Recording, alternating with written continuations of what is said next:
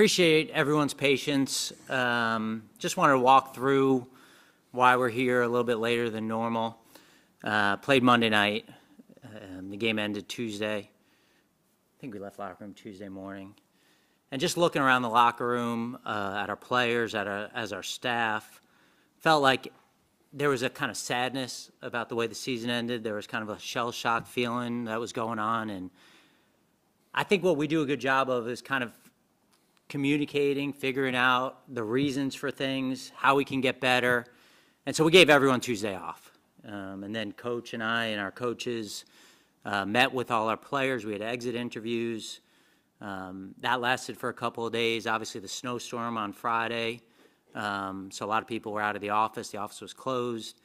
And then we went into the weekend and, like we do, try to figure out a plan to get better. So I apologize for kind of the delay, and we're here now. Nick, can you walk us through the decision to remove Brian Johnson as your offensive coordinator? Did you talk to Jalen considering their relationship when you made that decision? Sure. Yeah. We evaluated our season at the end of the year. Obviously, are going to be in constant evaluation of this.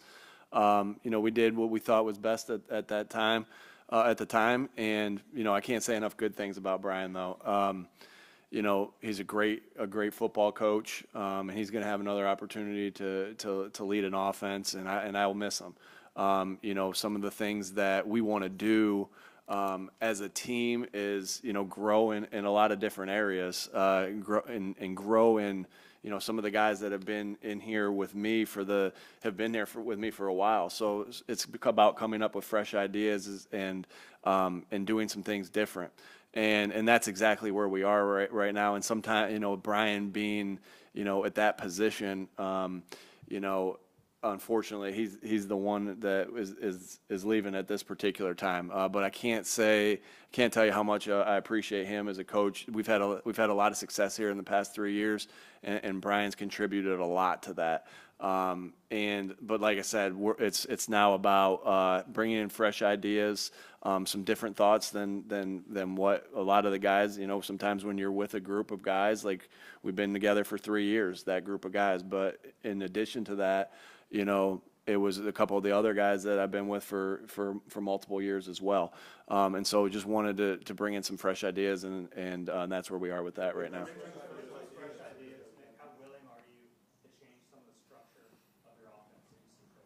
Yeah, I mean, that's exactly what you're saying, exactly what we're talking about. So, it's just about putting the players in the best positions to succeed, but and doing things differently at times too. But there's going to be things that whoever the new coordinator is, there's going to be things that they bring that are going to be fresh ideas for us to help our players grow and help our players play at the top level. And there's been some things that we've done really well on offense too in the past that that you'll mesh in some of that together as well.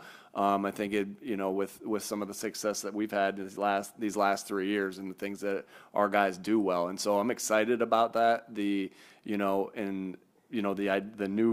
ideas meshing with some of the old ideas. We'll see how that continues to go as we go through our off-season process and where we land with that. But yeah, I mean, obviously, when you get to me, we got a little bit stale on offense by the end, at the end of the year, and these ideas and this new person coming in is meant to take away the staleness and add the value of what they're adding to the offense.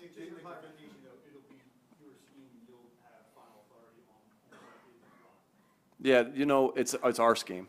It will be our scheme of what we're doing. And so again, I don't know exactly what that will look like yet, right? We're bringing in a guy to bring in new ideas, to do the things that he's done in the past. We're going through an extensive search to get that right person. But it'd be crazy not to add some of the things that we've done in the past here as well. I don't know if it's going to be 95% this, 90. We're not there yet, right? We're working on getting the best guy in here for the job, and a guy who has a vision, a guy who's going to call the plays, a guy who's going to be able to coach a quarterback in the same sense there, So it's just about getting the right guy, and then we'll decide where that goes. But I'm hiring him to do a job and to be in charge of the offense. Nick, when you look on the defensive side of the ball, what are you looking for in your new defensive coordinator? Are you looking for somebody potentially be more aggressive, or are you still married to like the big name type scheme? Yeah, we're looking for the guy who's best fits who is the best person for the job, right? And that can be, there's many different systems that work. There's many different systems that work well. And we're looking for the guy who's going to be best for the job, that can utilize the skills that our players have, so they can play at their highest level. And so a lot of good candidates there as well. And that's what we're going through right now, as we speak. Nick, as a follow-up to that, Nick, as in charge of the offense, and defensive coordinators could be in charge of the defense. What is your role there? The head coach of the football team. What does that entail? How does it change? Yeah, I guess it'd be this very similar to what's going on right now. Does that mean I'll sit more into defensive meetings at times? Maybe, right? Instead of always being in an offensive meeting, maybe I go to a defensive meeting here and there. But my job is to be the head coach of the team, not the head coach of the offense, not the head coach of the defense, not the head coach of the special teams, but be the head coach of the football team. And so that's building the culture. That's making sure the culture's, working, with our 5 core values, are taking every day at a time. Like, we're not coming up with new core values. We may shuffle of where the things are that are important, and the most important. But that's diving into that, building the culture, having a relationship with the guys on the football team. Because I know when I have that connection with the guys on the football team, that's when things are, that's when the culture is working, and working at high level. And then that's where our connection with the players and then their connection with each other works well too. Let me answer a question. Let me take one, please. Just from a personnel standpoint on defense, where are you as far as how far from being able to field the kind of defense you guys want to field? Yeah, I think, Ruben, when I think about the contributions I can make to help this team, I know that when I'm doing my best, and I have my best seasons, this team has a chance to have its best seasons. And so, I hold myself to a very high standard. I think we have a lot of good young players on this team. I think we have the ability to go out and continue to add to that. I'm very excited about the core that we have on offense going forward, obviously. And so in terms of that, our goal every year is to field the best possible team. And, I go back to last year on the Tuesday after we lost the Super Bowl, and Nick walked into my office and he said, "How you doing?" And I said to him, I think the thing that I'm most upset about is how many good people we're going to lose, on and off the field. And so I knew what was coming. I knew the schedule was going to be harder. I knew that, it was probably easier to get the offense to a place quicker than it was the defense. And, we never want to be just kind of in the middle of the pack in both, And so I feel like a lot of the things that we try to do last off season was kind of try to keep our priorities intact about how we like to build the team. We could talk about that and some of the decisions we make. And, I accept responsibility for whatever we got to do to make sure that when the season falls short of not playing this week and beyond, I'm certainly responsible for that as well. How is it the defensive line in particular? What do you attribute their underperformance relative to the investment to? And is there anything about the way that the season played out that has sort of changed your roster over the last? Yeah, I think you don't want I feel like we've had a long history of success here, building the team a certain way, and I think maybe there's some preconceived notions that we're just at the linebacker position, that we don't care who we play at linebacker, and again, our 2 Super Bowl teams over the last 6 years, the linebacker play was good, from those guys, and I think if anything, it's my belief in the players that we have, the young players that we have. I have a lot of belief, and I know Coach does as well, in Nakobe Dean, and so. I believe in the player. I believe in the person. We lost 2 linebackers at that spot, 2 good players from our Super Bowl team. And we had Nakobe wait in the wings. We drafted him for that role. Obviously, it didn't work out perfectly for him this year. That doesn't change the belief we have in the player. And then, we felt like we'd have the ability to get an off-ball linebacker, a will linebacker who can run and hit. And honestly, when you watch the tape, Zach Cunningham had a good year. He really did, and he had a mentality that we liked from that position. Of course, we missed some of the guys that left as free agents, missed some of the guys on and off the field that we had strong relationships with. Howie, what was your involvement in the process that led to Sean deciding to make? Coach comes to me and tells me kind of what he's thinking. No different than when he decided to give Shane the play calling duty, and he said, "Hey, this is what I'm going to do." I trust him with the coaching staff. That's his responsibility, just like he trusts me with my front office staff, and that's how we're structured here. That's how the relationship works. And I always want to be a supporter for him and a resource. So if he needs me to do something, if he asks me a question, if he asks me an opinion, in a situation like this, he had made up his mind. He had made a decision, and I'm going to support him. If you could go back and do that again, would you do it the same way? Like, would you replace Sean with Matt again? And I guess whether you would or not, what did you learn from replacing a coordinator, into I don't know if it's December or not yet, but when it affects you in the season? Yeah, obviously, I understand that anything that I do, make any decision that I make, if it doesn't work out, you can look at it and second guess it. So we are right now. At the time I made that decision, like I've told you guys, I made that decision because I thought it was the best decision that for the team. And obviously we all fell short at the end, at those last 6 weeks of the season, right? All of us did. And so I say, obviously Matt was in a tough situation, because you can't completely change the defense, right? And so he was, trying to, make some things happen with, quite frankly, things that weren't his defense. So I know I put Matt in a tough spot. I know I put Sean in a tough spot, obviously. But at the time that I did that, I did it because I thought it was the best decision for the football team.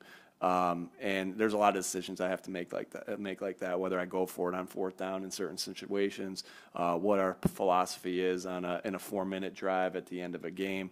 And trust me, every time we do something like that and it doesn't work, I think to myself, what was the best thing? And I can only come back to that answer to you right now, is that, and forevermore, that at the time when I did it because I thought it was the best thing for the defense and best thing for the team.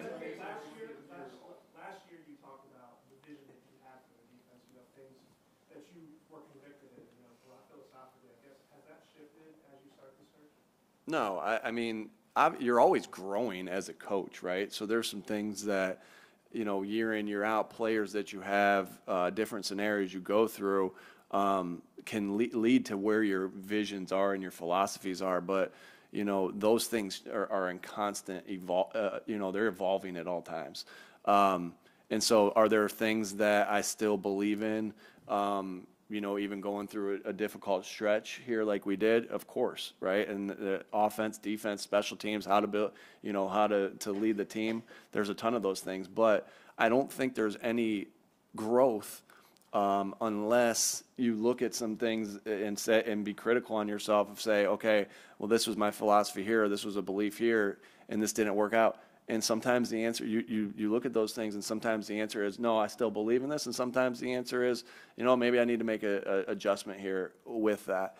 And so that's the process of just going through it and trying to get better. And so, of course, there's things that I'll be adjusting, but there's still things that there's probably more. You don't just take just a 6-week stretch and say, boom, I'm scratching this entire philosophy. You look at it as a whole. You ask yourself, you drag yourself through the mud of the bad stuff that you've went through, and you say, do I need to to make adjustments? And the answer is yes a lot of times, and then the answer is no, this is the way it needs to be, and we just got to do it better or coach it better or whatever it is. What are the things that you find yourself open to changing, and you maintain a lot of your staff to do a lot of the same things? So how has it been looking outside of that, and how with this situation in the offense, what was your confidence that instead of the title all that you could lead that? Oh, yeah, first. Yeah, you go first. Yeah, I think every conversation that we're having is about how we can move forward together. And I think the important thing for us to look at is before the stretch, which was a difficult stretch, not diminishing the 1-6 stretch at the end. We were 26-5 over the last 31 games. I mean, that's 4 times the amount of games that we played over this stretch. That is hard to do in the National Football League. That is hard to find a head coach in this league who has that record of success. I think we were 33-11 up until that point with Nick. We made the playoffs 3 straight years. Again, not okay finishing 1-6, so I'm not sitting up here saying that, but it is hard to find somebody who can do those sort of things. And I think as we go forward, doing this together in a way that continues to get the best possible people we can on and off the field. For me, that's my job to try to make sure that we have that on the field, and my group is as strong as we possibly can get, and I know Nick's committed to that in his group. When you look at the decision to move on from Brian Johnson, how much of a factor was Jalen? I mean, not necessarily like if you consulted him, but like just as far as making a change and the new offensive coordinator, like how much of a factor is he as far as all that? Yeah, like I said, like obviously, everything we're doing is trying to get our players to perform better and to continue to grow. So the new coordinator, if I'm answering your question right here, the new coordinator is obviously going to be heavily involved in not only he's bringing in a scheme to be able to run, to be able to for us to function in. And that scheme has to be something that our players can function and our quarterback is going to excel at. And so I'm looking forward to the whoever that is that come in and do those things. As far as and you want there to be comfort with Jalen and whoever is this new coordinator. And so obviously just like I talked to Howie about it, just like talked to Kevin Petula about it, I'll talk to Jalen about that as well. And some of the things, you're in constant communication with your players, especially your quarterback. And so we'll talk through everything. I'll keep him aware of things that he needs to be aware of, and keep him in the loop of that, because that he's our guy, and it's really important that those two guys are going to work hand in hand to make sure that we're getting back to where we need to be.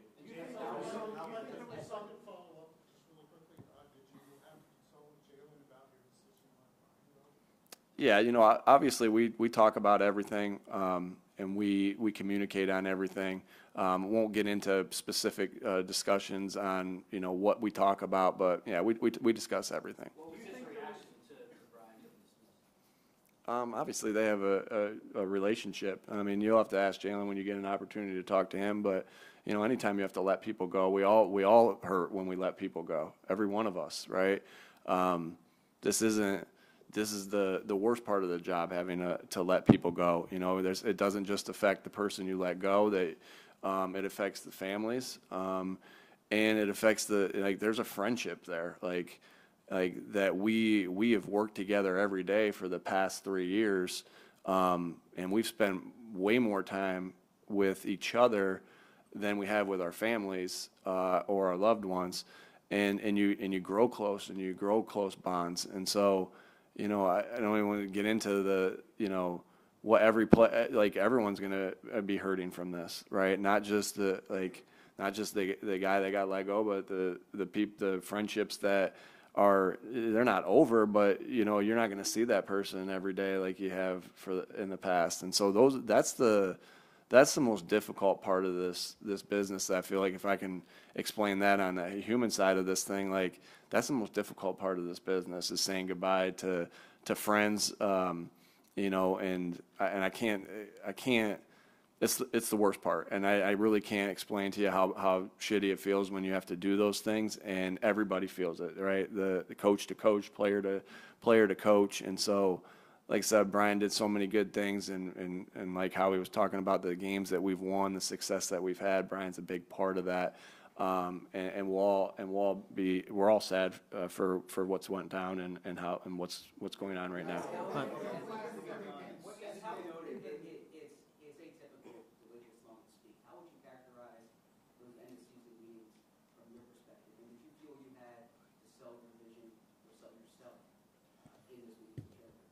You know, obviously, we have those meetings after every year. And we talk about, you know, the progression of the team, where we're going, what we did well, things we didn't do well. And, you know, that was kind of business as usual right there. It was a little, obviously, at the end of the game, right, on Monday night, you get back late on Tuesday. Howie explained all that. We have player meetings, right? It takes me about 2 to 3 days to get through every player. Then you're trying to get through every coach. Then you're having the meetings there. And so it's a long process to get to where we are right now, where we have, you know, we're able to answer your questions a little bit more. And so, I mean, I guess that's what Howie said, what he said with the, you know, why we're meeting right now. But going into the meeting, did you say what you asked again? Yeah, again, it was the same. It was business as usual of how we go about an end of year meeting. You know, obviously, what my thought is there, and so it was just normal, Zach. It wasn't anything different than it's been the last 3 years. Now, in my mind, you better believe I'm thinking, how do I reprove myself, right? I was a young coach that Mr. Lurie and Howie and this organization trusted to give the job to. I had to prove myself that, you know, this guy can lead, you know, the organization like they asked me to, and I had to prove myself from then. And I think that, you know, you asked me that question, like, did I have to sell my vision? No, because again, it was business as usual. But you better believe that I'm thinking after that 1-6 finish, after starting the way we started and doing the things that we've done in the past, that I'm thinking I'm going to prove them right again. That, you know, and we're going to prove them right. Right? We got to reprove ourselves. We got to go prove it again. And so that's how I feel right now. That's how, you know, I'm attacking this off season. That's how I'm attacking this upcoming, you know, season as we get ready for it. Just hungry to be able to prove myself again to, you know, Mr. Lurie and the faith that he's had in me, and Howie and the faith he's had in me, and the rest of the team and the city. You know, can I just say something? I just want to say something because I think it's important, Tim, something you said made me think about this, to think about these exit meetings and what the purposes of them are. And the purpose of them is, like everything we do, we're trying to accumulate information. You know, for us to make good decisions, we're trying to accumulate information. But at the end of the day, the decisions are made by us. You know, we understand that everyone has different opinions and perspectives, but we're going to make those decisions. So I say that just in relation to, you know, you asked kind of what Jalen, and that's not fair also to Jalen. You know, he's 25 years old, you know, like Jalen is continuing to grow and get better, and what we see at 25 is going to be a bit different than 26. I'm just using Jalen as an example here. And so I think for us, it's also important to understand, like, we accept responsibility. Whatever the product is, at the end of the day, that's on me, that's on coach, and we accept that. So we don't ask the players to make these decisions. We don't ask the other people who work for us to make these decisions. We try to get information, and we try to make the best decisions we possibly can so that the confetti can fall on our head again and we can be world champs again, because that's the only agenda. What needs to be done, Nick and Howie, and for Jalen himself, to get him back playing like he was? Yeah, you know, obviously we're all going to have things that we need to work on. And Jalen is no different than any. We all are going to have a look. We're going to all go look at the things that from the season and say, oh, we need to work on this or we need to work on that. Without getting into the specifics of that, 'cause like I said, you guys are going to ask me, what about this? What about that? You know, the one thing I do know about Jalen is, you know, when there are things of his game that he needs to improve, he goes to work and he busts his ass to do that. I think, you know, you saw I think that there was a lot of questions after that first year about some things about could he be the passer or whatever the questions were, and he came out and put together an MVP type season the following year, like in just the way he threw the ball, the way he delivered the ball, accuracy, all those different things. Like, he just continues to grow, and I said it last year a bunch, like, I don't know if we know what this guy's ceiling is, because he's going to work and do everything he needs to do to get better. And, you know, and for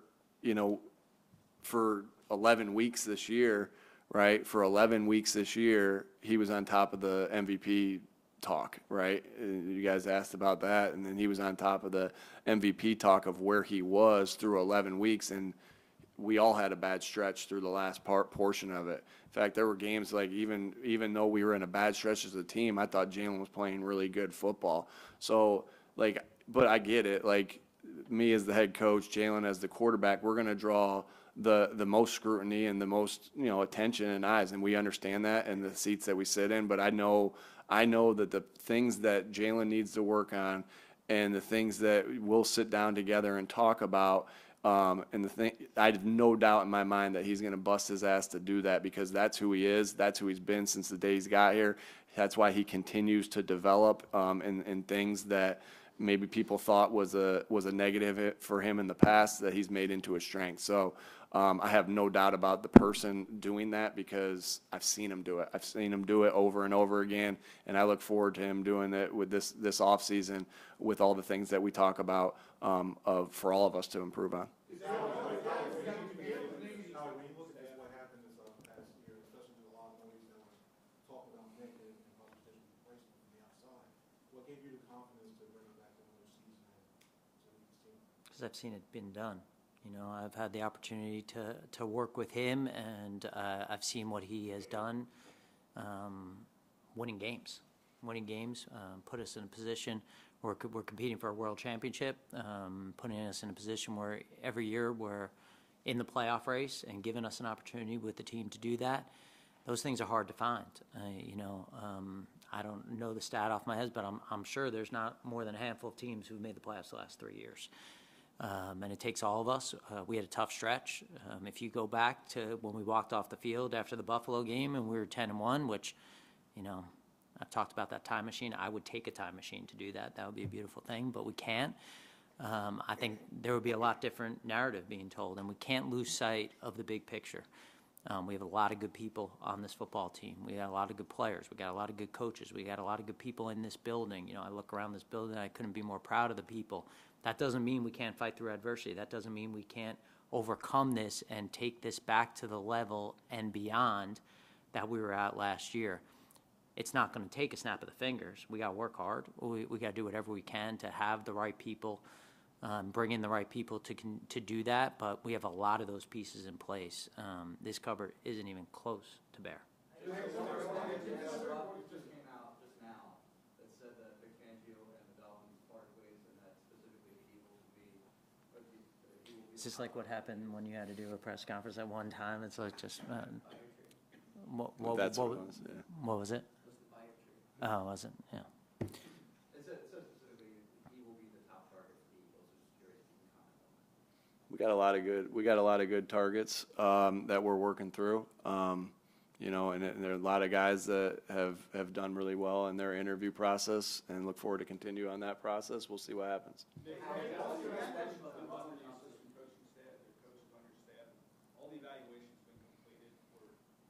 We're still working, yeah, and that's what's tough, right? You're still working, and there's some guys that are still up in the air. I hate this for them, because we are replacing coordinators, and there's guys that are up in the air, and their families are up in the air, in the sense of like, I got to get a coordinator in before we make a decision on maybe some of the quality controls or some of the position coaches. I know I believe in the guys upstairs. But also there has to be an ability for some of the coordinators to bring in, maybe one or two of their guys or more. And so that's still an evaluation process. That's something that might not get sorted out until the coordinator's hired, until that coordinator gets to meet with some of the guys, make sure they can work together. And so that's still a process that we're going through. Yeah, You've been pretty consistent with us talking about the offense, whether it's, it's changed here, it's your offense, calling the plays, Brian, it's your offense. From that change, that evolution, any encouragement come from outside, or is that something just coming in? Again, I just think that right now we just need to bring some ideas in from the outside, right? And we need to bring a guy in with new ideas that's not part of this family of coaches. I think that's an important thing. or even if it is a family of the coaches that has been somewhere else, and then you could, like it could be any of that. And so that's important. You know, that's important because that's important that you're making sure you always evolve, right? And we are blessed with time, and that, you know, college coaches don't have sometimes because they're recruiting, and we're blessed with how much tape we're able to watch, how much tape we're watching on, you know, prospects, and we see the other college tape and things like that. So the evolution will not just be of, you know, the things that this new coordinator will bring to the table, as far as their scheme and things that we may not know a lot about, you know, because it is easy to look out and say, "Ooh, I like to do that, like to do that, like to do that," but not know everything there is to know about it. And that's where you're bringing a coordinator in to bring those new ideas. But then we're going to have this time over this next 6 months or 5 months or whatever it is to also study some own ideas ourselves. We'll go to a college. We'll bring somebody in here to make sure we're studying things that we want to learn more about, whether that's something we just want to learn more about, whether that's something that we were deficient in last year. Those will be all the different topics of what our professional development is. And then you also have the things from our offense that we've done well in the past. This will be our offense. This will be the Philadelphia Eagles offense. Not whoever, you know, name the coordinator's offense or my name on it or whoever, Kevin Patullo's. It will be our offense, and really look forward to, you know, really evolving the offense and some things that I believe that by the end of the year, you know, got stale, and we saw the way how that ended. And statistically, you know, you finished positive on a lot of different things, but obviously at 1-6 finish, you know, there was things that got stale. And looking forward to, I really see the beauty of what can happen with bringing in this new coordinator and where our offense can go because of it.